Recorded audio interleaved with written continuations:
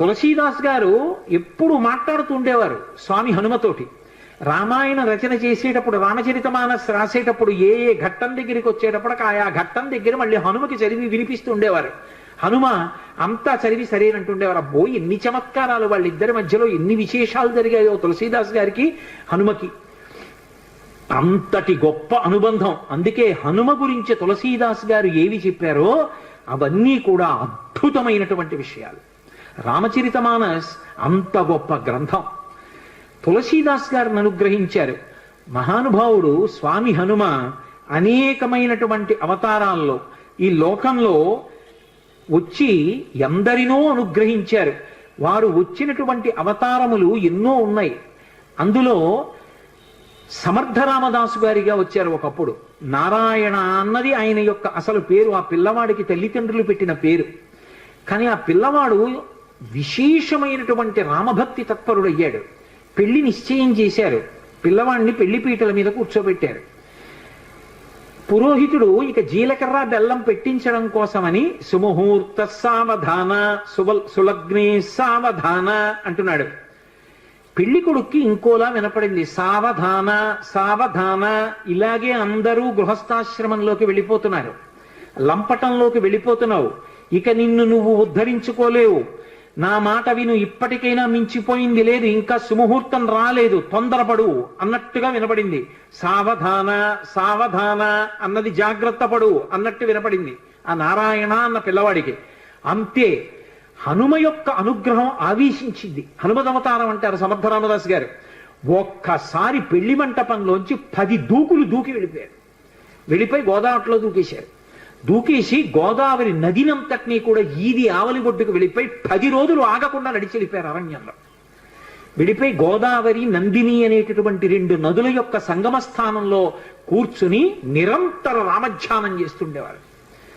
అంత రామధ్యానం చేసి రామదాసు అని పేరు పొందారు. ఒకప్పుడు బదరీ వెళ్ళారు వారు.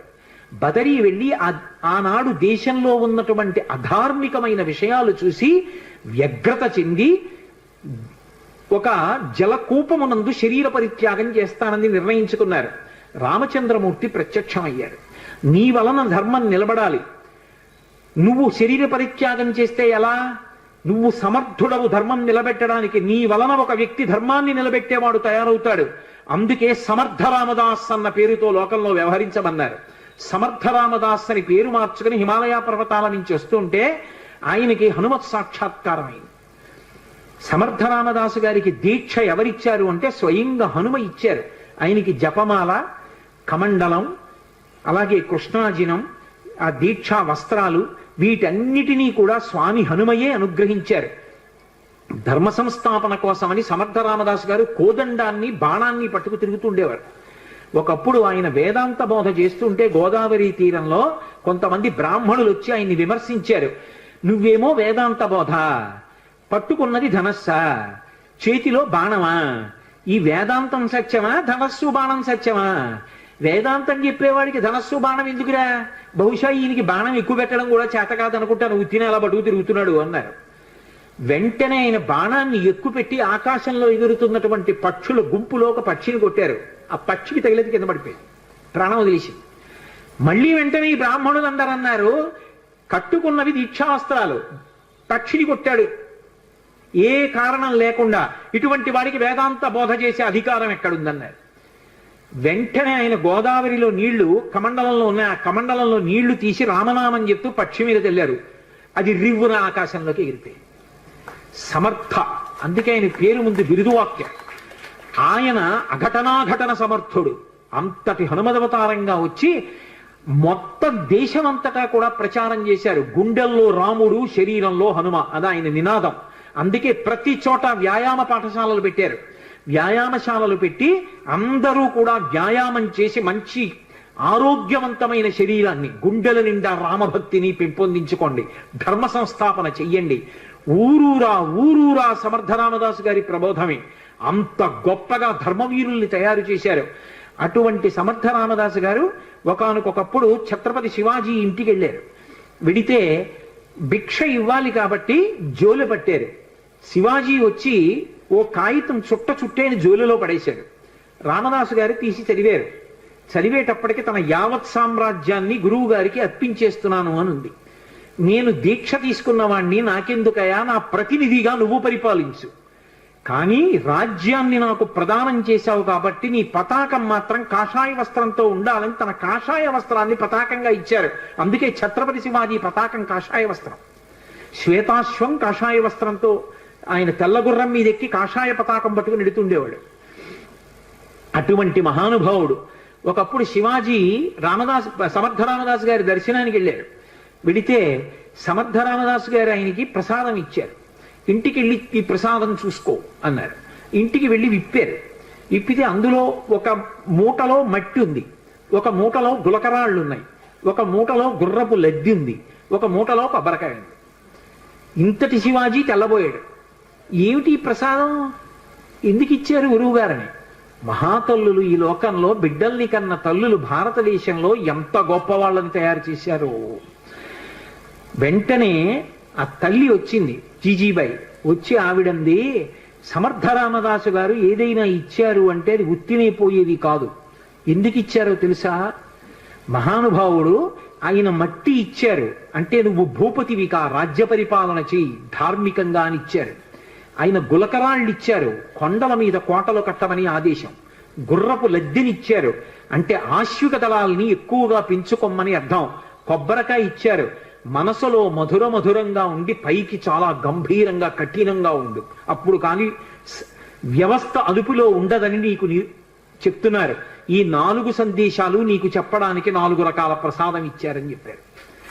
సమర్థ రామదాసు గారు చిట్ట చివర రామచంద్రమూర్తి యొక్క నామం చెప్తూ ఆయన రామచంద్రమూర్తి యొక్క మూర్తి పాదముల మీద తలపెట్టి శరీరాన్ని విడిచిపెట్టారు. హనుమయే ఈ దేశంలో ధర్మాన్ని నిలబెట్టడానికి ఒకప్పుడు సమర్థ రామదాసుగా వచ్చారు. ఎందరూ పొందారండి హనుమత్ సాక్షాత్కారం. ద్వైతమతావలంబకులు మహానుభావులు రాఘవేంద్ర స్వామి వారు. రాఘవేంద్ర స్వామి వారు హనుమ యొక్క సాక్షాత్కారాన్ని పొందారు.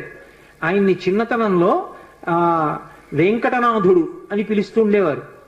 ఆయన కటిక పేదరికం అనుభవించారు. శిష్యులందరికీ కూడా వేదాంత పాఠం చెప్పి దొరికినదేదో అది తినేవారు. ఆయన చరిత్ర గురించి చెప్తూ కొన్ని అద్భుతమైన విషయాలు చెప్తారు.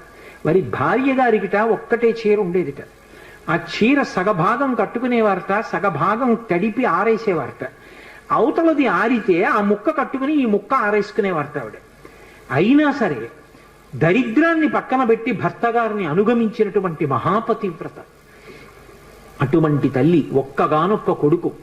శిష్యులకి వేదాంత పాఠం చెప్పి దొరికితే తినడం, లేకపోతే ఉపవాసం. అటువంటి వారు ఒకసారి ఒక చోటికి శుభకార్యానికి వెడితే ఆయన్ని పిలిచి గంధం తీయమన్నారు వచ్చిన అతిథులందరికీ గంధం పెట్టడానికి. సూక్త పఠనము అని ఒక మాట ఉంది లోకంలో. పరమభక్తితో సూక్తాన్ని పఠిస్తే సూక్తాధిదేవత అనుగ్రహిస్తుంది. ఆయన అగ్ని సూక్తం చదువుతూ గంధం తీశారు. తీస్తే ఆ గంధం అందరూ బొట్టు పెట్టుకున్నారు. ఒళ్ళు మంటలు వచ్చేసింది వచ్చిన అతిథులకి. ఎక్కడది ఈ గంధం, ఎందుకు ఇలా మంటలు వచ్చిందని అడిగారు. ఆ యజమాని అడిగాడు రాఘవేంద్ర స్వామిని, ఎందుకు ఇలా మంటలు వస్తున్నప్పటికి ఇంకా వెంకటనాథుడు ఆయన పేరు. ఎందుకు ఇలా మంటలు వచ్చిందని అడిగారు. నేను అగ్ని సూక్త పఠనం చేస్తూ ఈ గంధం తీశాను అన్నారు. ఏమిటి అగ్ని సూక్తం చదువుతూ నువ్వు గంధం తీస్తే ఒళ్ళు మంటలు వచ్చిందా? నువ్వు వరుణ సూక్తం చదివితే చల్లబడుతుందా అన్నారు. చల్లబడుతుందన్నారు. ఏది వరుణ సూక్తంతో తీయన్నారు. ఆయన వరుణ సూక్తం చదువుతూ గంధం తీశారు. ఆ గంధం పెట్టుకుంటే అందరికీ ఒళ్ళు చల్లగా అయిపోయింది. అంతటి మహానుభావుడు. సుధీంద్ర స్వాముల వారిని వారి గురువు గారి ఆజ్ఞ మేరకి అకస్మాత్తుగా వారు సన్యాసాశ్రమం తీసుకుని రాఘవేంద్రుడు అన్న పేరుతో ఆ ద్వైతమఠాధిపతులు అయ్యారు. వారు మన ఆంధ్రదేశంలో మంత్రాలయం దగ్గరే హనుమ గురించి జపం చేస్తే పంచముఖాలతో ఆంజనేయ స్వామి ఆయనకి ప్రత్యక్షం అయ్యారు. పంచముఖ ఆంజనేయ స్వామిని ఉపాసన చేసిన మహాపురుషుడు. ప్రహ్లాదుడి యొక్క అంశలో వచ్చాడు అంటారు రాఘవేంద్ర స్వామి. ఎంతమంది హనుమత్ సాక్షాత్కారం పొందారండి. అంతటి మహానుభావుడు. అటువంటి హనుమ లోకంలో ఎవరికి ఏది ఇవ్వలేనిదన్నది లేదు. ఆయన ఎవరికి ఏ కోరిక ఉండనివ్వండి, కోరిక ఉండకుండా ఉండడం అన్నది సాధ్యం కాదు. కోరిక ఉంటుంది కానీ అది ధార్మికమై ఉండాలి. ధార్మికమైన కోరిక అయి ఉండి కోరిక కానిది. ఆ మాట మీరు బాగా అర్థం చేసుకోవాలి. నాకు పెళ్ళవ్వాలి, అని ఒక పురుషుడో స్త్రీయో అనుకున్నారు అనుకోండి, తప్పు కాదు. ఎందుకంటే పెళ్లి చేసుకోవాలి. నాకు కొడుకు పుట్టాలి, కూతురు పుట్టాలి, అది తప్పు కాదు. ఆ కోరిక ఉండాలి. నేను ఒకళ్ళ దగ్గర చెయ్యి చాపకుండా అన్నం తినాలి, తప్పు కాదు, అన్నం తినాలి. అలాగే నేను అనాయాసంగా శరీరం విడిచిపెట్టేయాలి, తప్పు కాదు. ఆ కోరిక ఉండాలి మనిషికి. ఏ కోరికలు ఉండి తీరాలో అవి పండితే నువ్వు పండుతావో అటువంటి కోరిక కోరి కూడా కోరని వాడే అవుతాడు. అటువంటి కోరికలు ఉండాలి. ఆ కోరిక తీరకపోతే లోకంలో చాలా సులువైనటువంటి మార్గాన్ని పరాశర సంహిత చెప్పింది. పరాశర మహర్షి నిన్న మీతో మనవి చేసి ఉన్నాను. హనుమకి సంబంధించినటువంటి ఉపాసన రహస్యములనన్నిటినీ క్రోడీకరించారు. క్రోడీకరించి మనకి సంహితా రూపంలో ఇచ్చారు. అందులో చెప్పారు శ్లోక రూప మంత్రం. అది మంత్రం అయితే మళ్ళీ అందరూ చెప్పడానికి సావకాశం కలగచ్చు, కలగకపోవచ్చు, ఎందుకంటే స్వరభేదం ఉంటుంది. కానీ అది శ్లోక రూప మంత్రం. అందుకే తప్పు చెప్పకుండా చెప్తే చాలు. హనుమకి ప్రదక్షిణం చేస్తూ నిశ్శబ్దంగా మాట్లాడకుండా ఆంజనేయం మహావీరం బ్రహ్మ విష్ణు శివాత్మకం తరుణార్క ప్రభం శాంతం ఆంజనేయం నమామ్యహం, ఈ శ్లోకం చెప్తూ హనుమకి 108 మాటలు ప్రదక్షిణం చేసి వక్కలతో కాని, పువ్వులతో కాని, అక్షతలతో కాని మాత్రమే లెక్క పెట్టాలి. కాగితం మీద గుచ్చడం, పెన్నుతో కొట్టడం అలా చేయకూడదు. వక్కలు 108 ఓ డబ్బాలో పట్టుకెళ్ళి, ఖాళీ డబ్బా పట్టుకెళ్ళి ఈ ఒక ప్రదక్షిణం చేసినప్పుడు మళ్ళీ స్వామి దగ్గరికి రాగానే నిలబడి ఈ శ్లోకం చెప్పడం. ఆంజనేయం మహావీరం బ్రహ్మ విష్ణు శివాత్మకం తరుణార్క ప్రభం శాంతం రామదూతం నమామ్యహం అండం. ఆ వక్క తీసి పక్క డబ్బాలో వేయడం. 108 ఇందులో వక్కలు అందులోకి వచ్చాయంటే 108 ప్రదక్షిణాలు అయిపోయి మళ్ళీ వక్కల డబ్బా పట్టుకుని ఇంటికి వెళ్ళిపోవడం. హనుమ యొక్క ప్రదక్షిణముల చేత ఆయన అనుగ్రహంతో ఎటువంటి కోర్కెలను కూడా ఆయన తీర్చగలిగిన శక్తి కలిగిన వాడు అని అనుభవించిన పెద్దలు చెప్పిన మాట.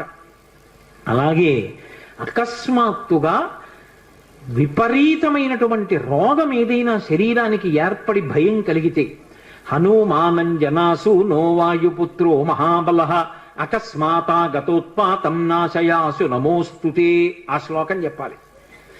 అకస్మాత్తుగా రోగం వచ్చింది, స్వామి నన్ను కాపాడండి, ఈ శ్లోకం చెప్పి ఆయనకి ప్రదక్షిణాలు చెయ్యాలి. హనుమ ప్రదక్షిణముల చేత విశేషమైనటువంటి తృప్తిని పొందుతారు. అటువంటి హనుమకి ప్రదక్షిణాలు చేస్తూ, ప్రదక్షిణం అంటే గబగబ గబగబ నడవకూడదు, అడుగుల చప్పుడు వినపడకుండా నడవాలి. అలా నడుస్తూ ప్రదక్షిణం చేసి ఈ 2 శ్లోకాలని అవసరాన్ని పట్టి అనుసంధానం చేయడం నేర్చుకుంటే ఆయన అనుగ్రహంతో రోగాన్ని నివారణ చెయ్యగలిగిన వైద్యుడు దొరుకుతాడు అని దాని అర్థం. ఆయన అనుగ్రహంతో రోగం పోతుంది. 2, ఆయన అనుగ్రహంతో ఎటువంటివైనా, అంటే నా ఉద్దేశం గొంతెమ్మ కోరికలు అని కాదు, నేను అమెరికా అధ్యక్షుడిని అయిపోవాలి అన్న కోరిక కాదు. ధార్మికమైన కోరికలు ఏవి ఉంటాయో వాటిని హనుమ తప్పకుండా అనుగ్రహించి తీరుతారు. అది పెద్దలు చెప్పిన మాట, నేను చెప్తున్న మాట కాదు. అందుకే అంతటి మహానుభావుడైన అటువంటి హనుమ చాలా తొందరగా ప్రీతి పొందేది దేనికి అంటే రామనామం చెప్పడం చేత. మీరు రోజు రామనామం వ్రాయడం అలవాటు చేసుకున్న, రామనామాన్ని కీర్తించిన, రామనామం పలికిన పరమ ప్రసన్నుడైపోతారు. మరి ఈ మాట నేను చెప్పినప్పుడు రామనామం చెయ్యొద్దు మనం? ఇవాళ ఉపన్యాసం పూర్తి చేసేటప్పుడు కూడా ఒక్కసారి రామనామం చేసి ఇవాళ ఉపన్యాసాన్ని పూర్తి చేస్తాను, మళ్ళీ రేపు సాయంకాలం 6:30 కలుసుకున్నప్పుడు మళ్ళీ ఉపన్యాసాన్ని కొనసాగిస్తాను. కాబట్టి నేను మకుటాన్ని అంటాను, మీ అందరూ, నేను చరణాన్ని అంటాను, మీ అందరూ మకుటాన్ని అనండి. మకుటం అంటే రామనామము రామనామము రమ్యమైనది రామనామము. 3 మాటలు రామనామాన్ని పలికినట్టు అవుతుంది. నేను చరణం చెప్తుంటాను, మీరు అనండి చక్కగా. నారదాది మహామునీంద్రులు నమ్మినది శ్రీరామనామము,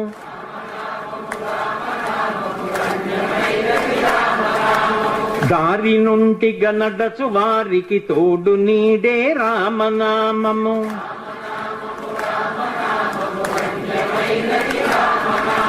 కోరి కొలచిన వారికెల్లను కొంగు బంగారు రామనామము.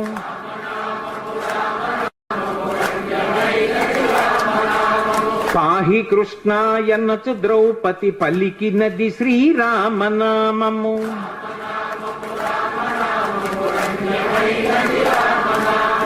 ఆలు బిడ్డల సౌఖ్యము కన్నను అధికమైనది రామనామము.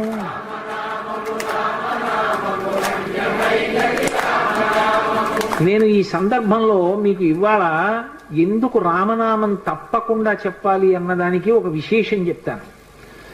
ఇవాల్టి తిథి ఏమిటి? త్రయోదశి. త్రయోదశి ఏ నెలలో వచ్చింది? మార్గశీర్ష మాసంలో వచ్చింది. మార్గశీర్ష మాసం శుక్లపక్షంలో త్రయోదశితో కూడుకున్నటువంటి తిథి. ఈ త్రయోదశి తిథికి హనుమకి చాలా దగ్గర సంబంధం. త్రయోదశి నాడే సీతమ్మ దర్శనమైంది హనుమకంటారు. రెండోది, త్రయోదశికి అంత శక్తి, హనుమతో సంబంధం ఎందుకు వచ్చాయో తెలుసా? దానికి ఒక పెద్ద కారణం ఉంది.